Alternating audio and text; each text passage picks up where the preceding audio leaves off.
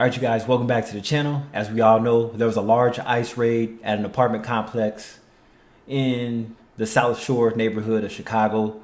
You know, it's crazy because when you look at these ICE agents, when they're not have their face covered, they look racist. So, and a lot of them enjoy doing this shit.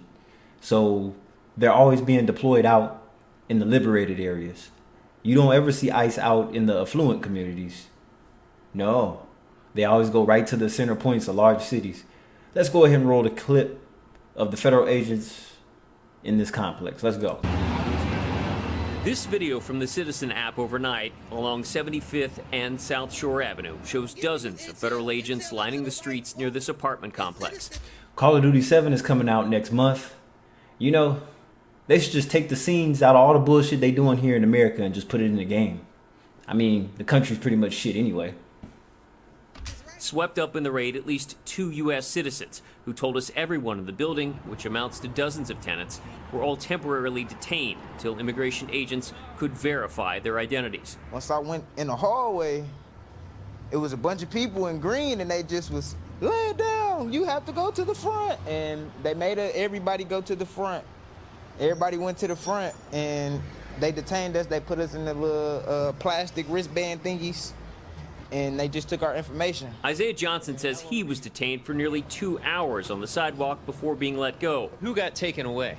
Most of the Venezuelans. Do you know how many of them got arrested? No, it was a lot of them. Like he was sitting there counting. I hate when people ask stupid questions like that. It's really irritating, but you could see who they were there for. But, but still, it's like no real American citizen should have to go through this, right? That's what we would think. But to avoid being in these type of situations, you have to live in non-liberated communities. Johnson said he got along with most of the Venezuelan migrants who live here. He said they helped him repair his dishwasher, but not everyone agrees. Takesha Clark says her interactions were less positive, alleging that new arrivals caused damage to the building. These images obtained by NBC5 Investigates, courtesy of the Invisible Institute, show Look at all that water on the floor. What the hell? There's a mop. Okay, so the place was a shithole before they got there. So let's not even blame the Venezuelans for this. This building was a shithole beforehand. They're just going to use them as an excuse. Nah. Damage on the inside, though it was not immediately clear what damage may have already existed.